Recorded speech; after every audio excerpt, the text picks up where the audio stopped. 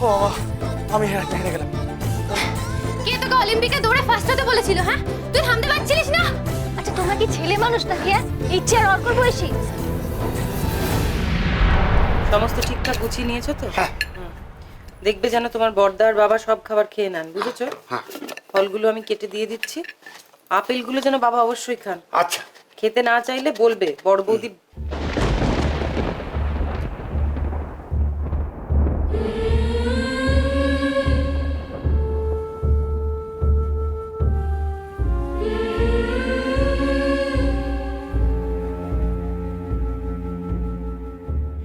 কি হয়েছে বড় বৌদি?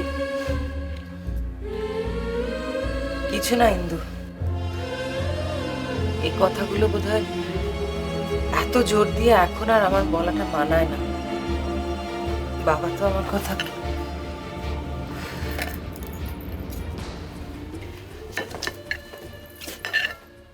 এই সময় বাবাকে এনে দেখাতে হয়।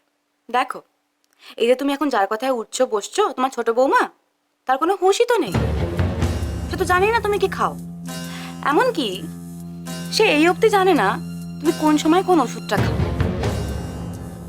আমি শুধু ভাবছি বড় বৌদি, এই যে তুমি সকাল থেকে উঠে এত কাজকর্ম করো দমনা নিয়ে, মানুষের তো চক্ষু লজ্জা বলে একটা ব্যাপার আছে।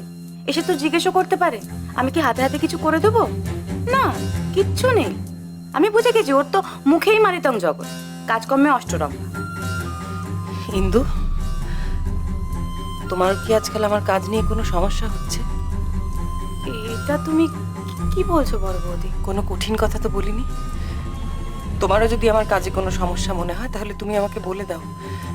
মায়ের সঙ্গে কথা বলে ওই মেয়েটার হাতে সংসারের সমস্ত দায়িত্ব দিয়ে আমি চলে যাব। বড় বৌদি, আমার কি মাথা খারাপ হয়ে গেছে নাকি? সংসারটাকে লাটে তোলার তো কোনো ইচ্ছে আমার নেই। তাহলে আর কখনো ওই মেয়েকে আমার কাজকর্মে সাহায্য করার কথা মুখে আনবে না, মনে থাকবে। বড় বৌদি শোনো না, বিশ্বাস করো আমি না তোমায়। তুমি বরং বাচ্চা দুটোর জন্য দুধটা জাল দিয়ে এসো, যাও। আমি বংশী কাকাকে পাঠাবো তোমার বড়দা আর বাবাকে খাবার দিয়ে আসার জন্য। ওফো, সত্যি আমি নিয়ে আসি। তোমাকে দুধ গরম করা ছাড়া আর কোনো কাজ করতে হবে না। এদিক ওদিক কান না দিয়ে মন দিয়ে শুধু ওই কাজটাই করো। আর দেখো দুধ যেন উঠতে না পড়ে।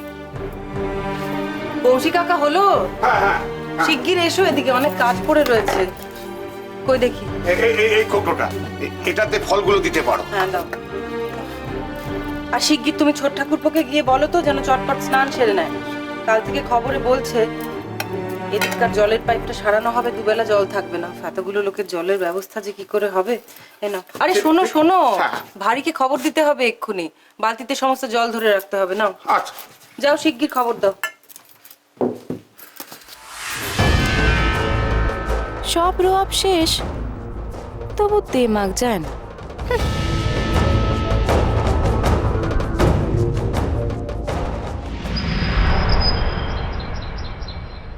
ছোটদা, আলটিমেটলি তুই হেরে গেলি, ব্যাস। জিতে গেলাম, ব্যাস।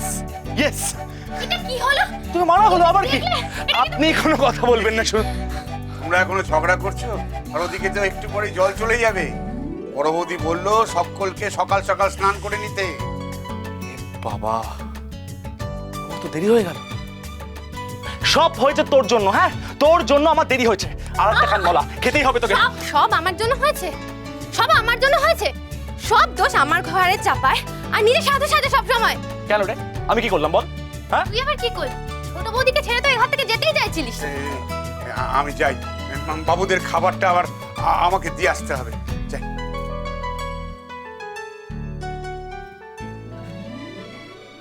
আর কত ছড়াবি তুই ছুটকি?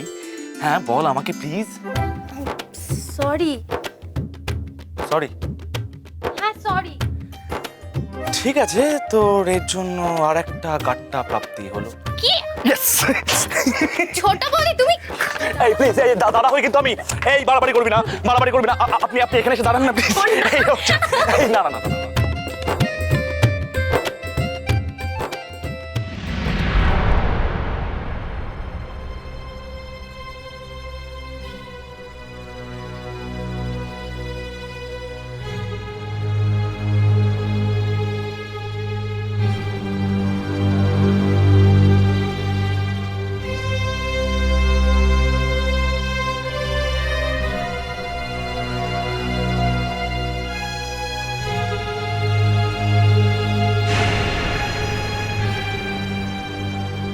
একটু আসতে দেরি হয়ে গেল। আমি কি কিছু করতে পারি? কি আর করবে, সবই তো করা হয়ে গেছে। বড় বৌদি বাবা আর দাদার খাবার রেডি করে দিয়েছে, অর্ক ইচ্ছের খাবারও রেডি। বাড়ির নতুন বউ যদি এত বেলা অবধি ঘুমায় তাহলে কি তার জন্য আর কাজ করে থাকে? ওই কথায় কথায় একটু দেরি হয়ে গেল। আমি স্নান করে এখানেই আসছিলাম। কথায় কথায় কি স্বামীর কল্যাণ অকল্যাণের কথাটাও তুমি ভুলে গেলে? ছি ছি ছি ছি ছি, সদ্য বিয়ে হয়েছে তোমাদের, ছোট ঠাকুরপোর মঙ্গলের জন্য সিঁথিতে সামান্য সিঁদুরটুকু পরার কথাও তোমার মনে নেই? কাল রাত্রির নিয়ম তো তুমি মানলেই না। আজ বউ ভাতের পরের দিন, আজ থেকেই সিঁদুরের পাট চুকিয়ে দিলে তুমি। এটা হিন্দু বাড়ি।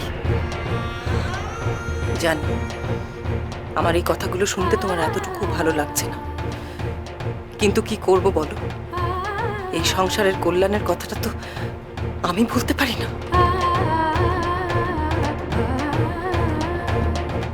এটা আমার রক্তে মিশে রয়েছে।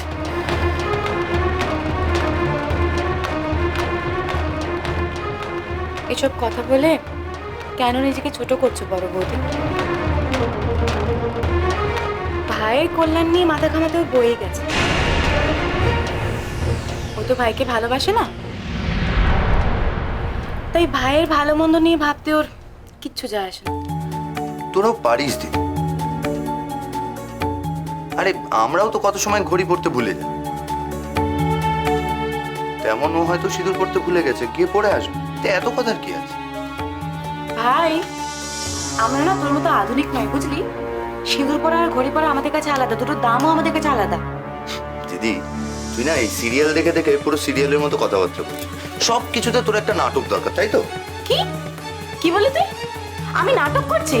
বড় বৌদি দেখো ওর কত সাহস, ও বলছে কিনা আমি নাটক করছি। একদম ঠিক বলেছিস, নাটকই তো করছিস। আমি আপনাকে কথা দিচ্ছি, কোনো পরিস্থিতিতেই আমি আপনার ওপর স্বামীর অধিকার দেখানোর চেষ্টা করব না। কিন্তু বিয়েটা আমাদের হয়েছে আলো, তাই স্বামী হিসেবে আমি আপনার সব সময় পাশে থাকব। যে কোনো পরিস্থিতিতে আপনাকে যথাসাধ্য চেষ্টা করব রক্ষা করা। মেজ ঠাকুরপো, এ বাড়ির বড় বউ আমি। তোমাদের মঙ্গল অমঙ্গলটা আমার কাছে এতটা ছেলে খেলার নয়। এই সংসার নিয়ে আমি আগেও ভেবেছি, আজও ভাববো। কোনো অন্যায় করলে তোমরা আগেও আমার কাছে বকুনি খেয়েছো, আজও তুমি বকুনি খাবে। কিন্তু তার জন্য যে এত কৈফিয়ত আমাকে দিতে হবে, আর এত বছর পর যে নতুন করে সবাইকে সে কথা বোঝাতে হবে, আমি সত্যি ভাবিনি। বড় বৌদি, তোমার ইন্টেনশন নিয়ে আমার আগেও কোনো ডাউট ছিল না, আজও নেই। কিন্তু আলো সিঁদুর পড়লে মঙ্গল আর না পড়লে অমঙ্গল, এই কথাটাই আমার আপত্তি আছে। মেজদা, মেজদা আপনি আমাকে স্নেহ করেন, তা বলে এভাবে আমার দোষ ঢাকবেন না। আমি সত্যি অন্যায় করেছি, স্নান করে আমার সিঁদুরটা পরা উচিত ছিল। ব্যাস, তাহলে তো হয়ে গেল। সাতক্ষণ মা।